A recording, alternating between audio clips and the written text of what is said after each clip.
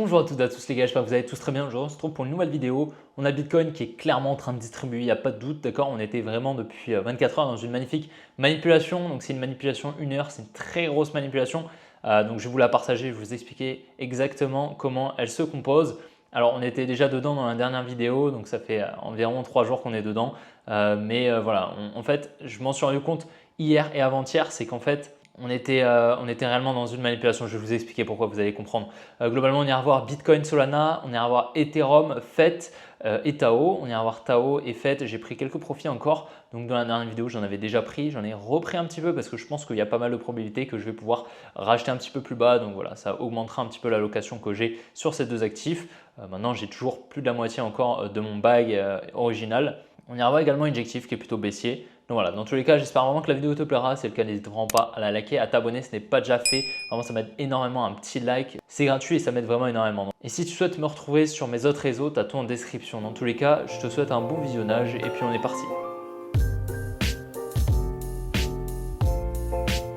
Donc voilà, c'est une distribution, je ne sais pas si tu te souviens, ici je t'avais partagé une résistance juste là qu'on était venu liquider et donc je m'attendais à un mouvement baissier pour venir récupérer cette trendline. On est donc bien venu ici liquider cette trendline, on a accumulé juste là, on n'est même pas venu ici casser ce low. Je t'avais dit, hein, c'était ce low qui était pour nous notre changement de structure, on n'est pas venu le casser malheureusement. Et donc par la suite, qu'est-ce qui s'est passé? On était dans une manipulation. Alors en fait, on remarque vraiment cette manipulation avec tout ce momentum en fait qui a lieu.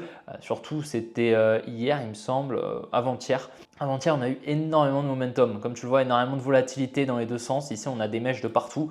Donc en fait, ça, c'est très représentatif d'une manipulation où en fait, dans une manipulation, on est vraiment ici sur une même zone. Comme tu le vois ici, voilà, on est majoritairement sur une zone ici, tu vois, au niveau des 63 237 $. Donc en fait, c'est tout simplement une zone où la smart money va acheter, vendre, acheter, vendre, acheter, vendre, acheter, vendre continuellement. Son objectif, là, dans le cas d'une distribution, c'est surtout de vendre. Ok, étant donné que là, comme tu vois, on est venu ici créer une résistance. Alors, je vais te la mettre en bleu, comme ça, tu la verras bien. Voilà, tu la vois très bien ici. On voit une résistance. Donc, cette résistance, elle est composée grâce aux phases de Wyckoff. Alors, on va dire que c'est Wyckoff qui a théorisé justement cette création de liquidité, d'accord? Donc, au 19e siècle. On a ici le buying climax, donc c'est ce mouvement haussier. On a l'automatic rally juste ici. On a le ST qui vient donc créer cette résistance, tu vois, avec le buying climax. Et puis, on a la liquidation ici qui est le uptrust, donc le mouvement de liquidation d'une distribution. Donc voilà, comme tu le vois, on vient à chaque fois récupérer des highs, tu vois, on vient à chaque fois récupérer des highs, des highs, des highs, des highs, des highs, des highs, des lows, bien sûr, des lows, partout. On vient tout le temps récupérer des highs et des lows pour venir à chaque fois récupérer les liquidités pour que la smart money, continuellement, elle vienne récupérer la contrepartie pour se placer. Le marché, c'est un zero sum game, c'est un jeu à somme nulle tout simplement. Pour que la smart money elle puisse se placer avec des positions gigantesques, elle est obligée de créer du volume pour pouvoir se placer en face. Donc tu vois, si on va prendre le profil de volume à gamme fixe, on prend toute la manipulation et comme je t'ai dit, ici, on avait le prix moyen qui était ici et donc c'est exactement ce que je t'ai dit tout à l'heure. Donc là, ce qui est très très important à remarquer, c'est justement grâce à ça qu'on va pouvoir trader cette manipulation et qu'on va pouvoir affirmer que c'est une manipulation. C'est qu'ici, tu vois, on a des equal lows. Ces equal lows, c'est quoi? C'est deux lows qui sont au même niveau avec ce low et celui-ci qui forment en fait une TR. Cette TR, elle est au niveau de l'automatic rally, de l'AR juste ici et c'est une zone que généralement, on va venir liquider avant potentiellement de venir liquider le uptrust. D'accord? On va voir également sur Tao qui a très bien pump depuis la dernière vidéo et j'avais remarqué une distribution qui s'est très bien exécutée. D'accord? Simplement, elle est venue récupérer la tiers, d'accord, dans un premier temps. Donc à partir du moment où on vient récupérer la tiers, on vient récupérer les liquidités, on peut potentiellement se retourner. Pourquoi? Parce qu'au niveau de cette tiers, on a énormément de liquidité. Ok? Donc cette liquidité, c'est de la liquidité contre notre sens, à condition que la smart money serve de contrepartie. Pardon. En gros, ce qui se passe, c'est qu'ici, on a de la liquidité vendeuse qui permet, si la smart money le veut, de créer en fait, de réinjecter des positions acheteuses ici, grâce à la contrepartie en vente. D'accord? Pour un achat, il faut une vente. Pour une vente, il faut un achat. Donc ici, on a une liquidity pool vendeuse ici. Et donc la smart money ici, lorsqu'on vient casser cette TR, comme je te l'ai dit, donc trading range, ça s'appelle, c'est un niveau qui nous intéresse dans notre trading.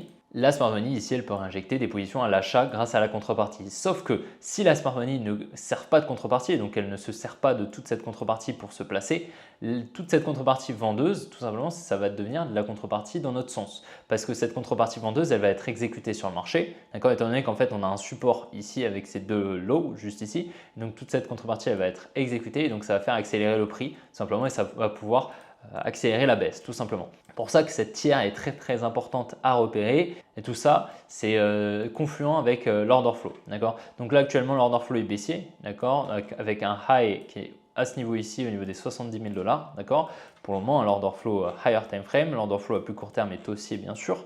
D'accord, tu l'as bien vu, on a bien pump sur les derniers jours. D'accord, mais là on est clairement sur une distribution, il n'y a pas de doute. Donc pour moi la next target, je te l'ai pas dit, pour moi la prochaine target sur le Bitcoin, ça va être ici, c'est ce low juste ici. D'accord, pour moi c'est vraiment ce low qui va être très important. C'est le low des 61 520 $. Ok, c'est celui-ci juste là. Pourquoi? Parce qu'il est pour moi rempli de liquidité avec tous ces lows juste ici. On est juste en dessous de la tiers.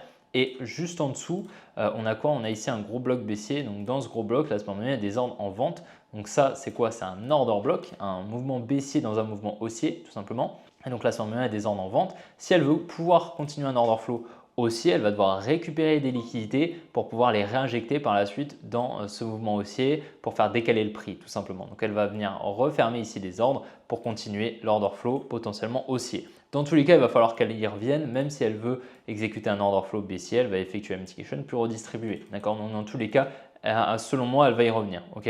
C'est une demand très importante selon moi. Comme tu le vois, on est venu protéger actuellement ce high, tu vois, et on est revenu dans la supply initiale avec le uptrust. Ok. Donc très intéressant, le uptrust qui est donc la liquidation de la distribution. Tu as bien compris. Donc pour le moment, le premier scénario que je t'avais partagé est en train de s'exécuter. Donc la liquidation ici de cette résistance, distribution juste au-dessus pour par la suite continuer des plus bas. Pour le moment, c'est en train de s'exécuter. Maintenant, ce qui va me déranger un petit peu si on enlève les dessins, c'est qu'ici, regarde, on est en train de créer une résistance juste ici avec ces deux highs. Donc ces deux highs, c'est potentiellement une création de contrepartie et potentiellement qu'on viendra liquider tout ça, tu vois, cette espèce de trendline, à moins que cette trendline ait été liquidée. C'est pas impossible à voir. Donc soit ce high est protégé, ok, soit on vient créer de la liquidité pour venir la liquider par la suite. Ok. Donc avoir deux scénarios possibles. Pour le moment, le premier est en train de s'exécuter. Le premier scénario que je t'ai partagé il y a déjà plusieurs semaines, il me semble. Donc pour le moment, c'est plutôt clean. On va surveiller ce qui va se passer, comme je t'ai dit, pour moi c'est ce low ici qui va être intéressant.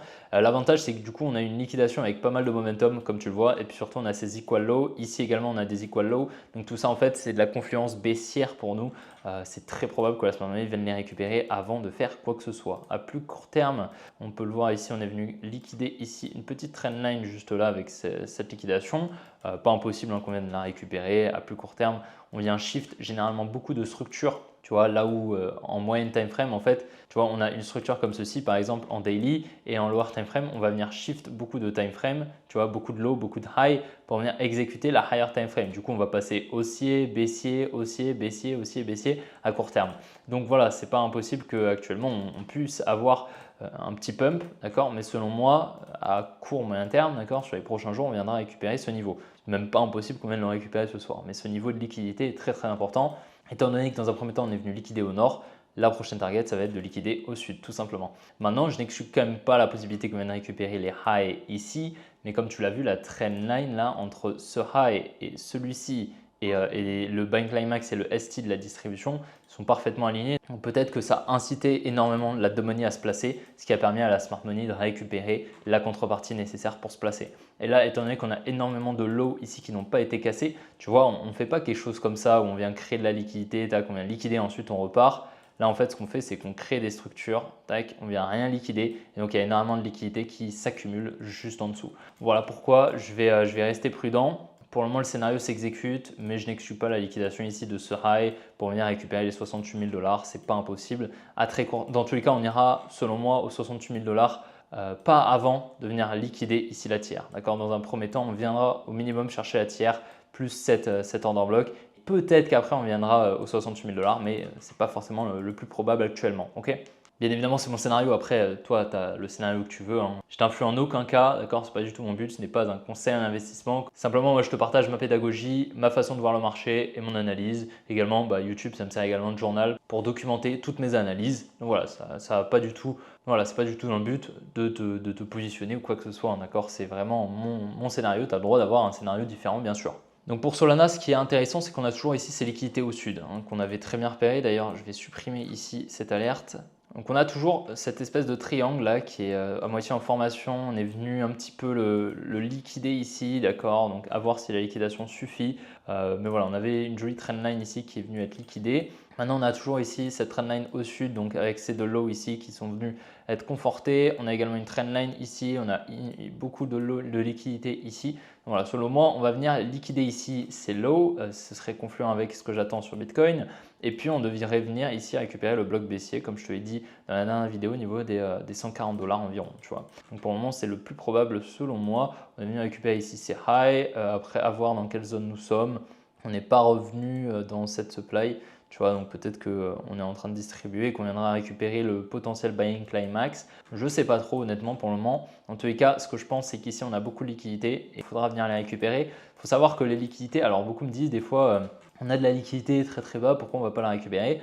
On n'est pas forcément obligé d'aller récupérer toute la liquidité. La smart money, elle crée de la liquidité localement pour venir la récupérer. D'accord? C'est de la liquidité locale. D'accord? Là, tu vois, on est à côté du prix. Elle est venue être créée, la liquidité, c'est pas pour rien, c'est pour que la smart money se place. Mais derrière elle, elle laissera de la liquidité. Peu importe, elle s'en fiche en fait. Son but, c'est simplement de se placer. Une fois qu'elle est placée, peu importe, voilà, s'il y a de la liquidité, elle s'en fiche qu'il y a un mec qui est posé 10 millions ici avec un stop loss juste là. Si la smart money s'est suffisamment placée, boum, elle va mettre en profit ses positions. D'accord? C'est simplement, voilà, elle va venir créer de la liquidité localement pour qu'elle puisse positionner ses positions, tout simplement. Sur Ethereum, bah écoute, pour le moment, moi, moyen terme, je suis toujours baissier, tu le sais, d'accord, tu connais mon biais. On a toujours ce gros support ici au niveau des 2000 $, cette grosse trendline, d'accord, c'est de la liquidité locale, hein, d'accord, qui a été créée localement, tu vois, on était ici. Donc voilà, ça s'est fait il n'y a pas longtemps. Si on n'est pas venu liquider ce lot, pourquoi on n'a pas eu une grosse mèche ici, tac, pour par la suite continuer la hausse? Bah, c'est probablement pour créer ici cette liquidité. Parce que là, en fait, durant toute la baisse, la smart money n'a pas pu se placer. D'accord? Selon moi, la smart money, ici, dans toute cette baisse, elle n'a pas pu se placer. D'accord? La smart money, elle peut se placer dans des phases d'accumulation très longues, comme on a pu avoir ici. D'accord? On n'en a pas du tout eu.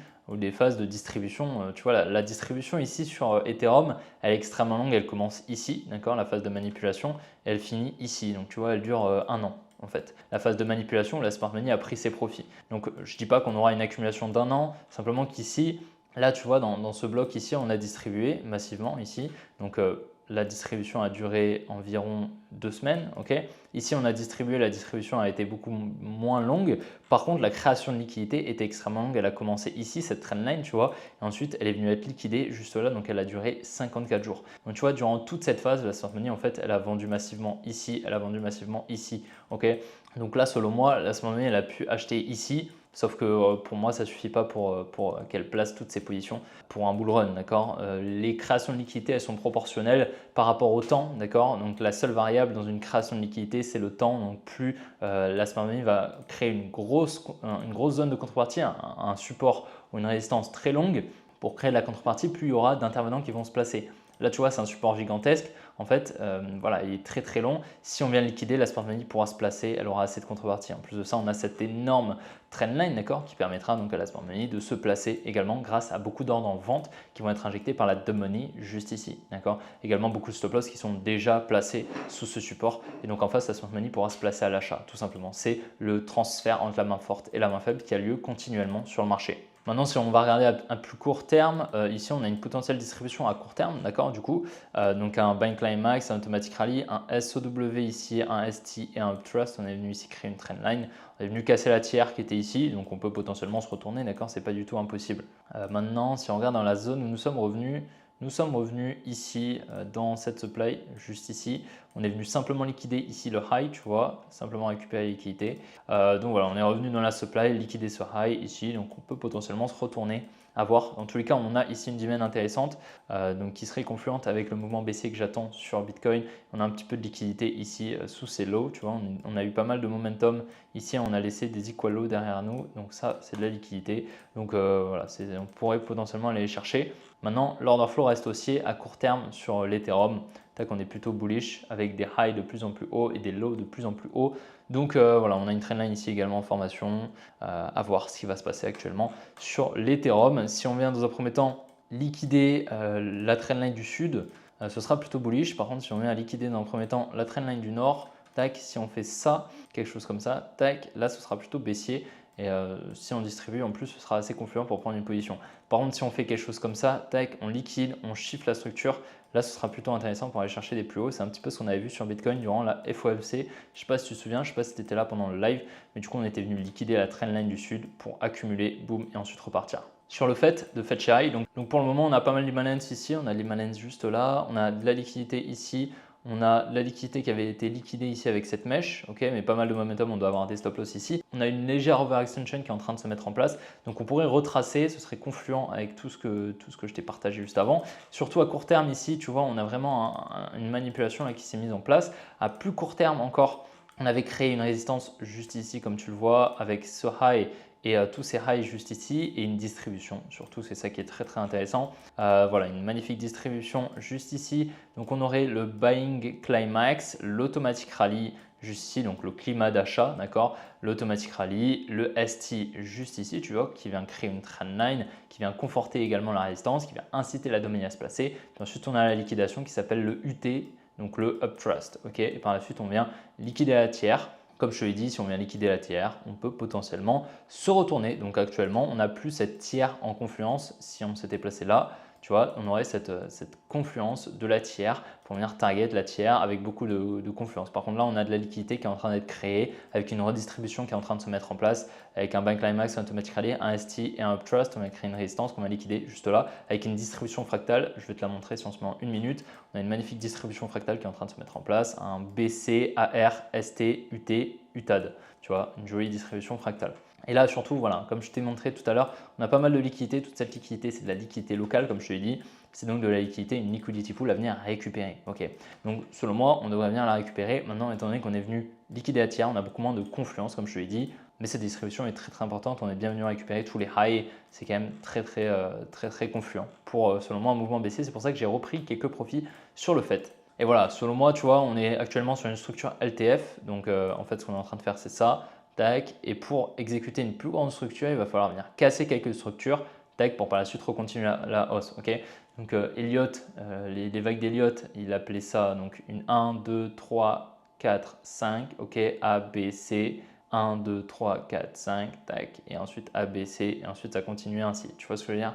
Donc en fait, on vient tout le temps créer des vagues qu'on vient retracer. Donc ça, voilà, c'est les vagues d'Elliott. Personnellement, je ne les utilise pas, mais c'est quelque chose de pertinent quand même à comprendre. Maintenant, à utiliser, ça l'est beaucoup moins selon moi. Donc sur le Tao, je t'avais partagé ici cette distribution, donc une magnifique distribution avec un BC, AR, ST, UT, UTAD. Tu vois, on avait ici des equal low, donc une tiers qui détenait énormément de liquidité en confluence. Ok, on est venu la casser, comme tu le vois, on est venu casser donc la trailing range. Qu'est-ce qu'on a fait juste en dessous? On a accumulé. Ici, on a donc un selling climax, un automatic rally, un ST et un STNB. Ok, donc tu le vois, on a donc accumulé sous la tiers. On est dans un premier temps venu la liquider, d'accord, avant de se retourner, d'accord. Donc c'était bien évidemment un scénario que j'avais anticipé. C'est pour ça que j'ai pas vendu 100% de mes Tao, d'accord. Sinon j'aurais tout vendu, d'accord. Si je pensais que la distribution était extrêmement confluente, là c'était une petite distribution qu'on peut voir en 30 minutes environ. Donc c'est une petite distribution qui peut libérer un mouvement daily, soit, mais qui peut également servir de réaccumulation, d'accord. Et là dans ce cas-là, bah, c'était le cas, ok. Et donc moi j'ai vendu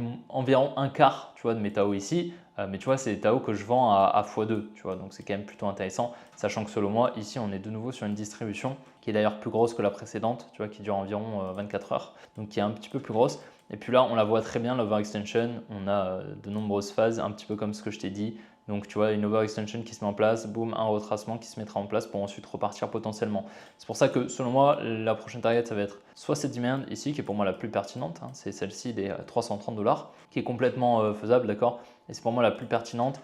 Maintenant, on en a une également qui va être pertinente, ça va être celle-ci des 377 environ dollars, qui peut être également pertinente. Après, le reste, je pense que ça va être une overextension et qu'il faudra aller plonger un petit peu plus pour retracer tout ça. Si on regarde à plus court terme, actuellement, la distribution qu'on est en train de créer, c'est plutôt intéressant. On est bienvenu à chiffre la structure selon moi en venant casser ce low.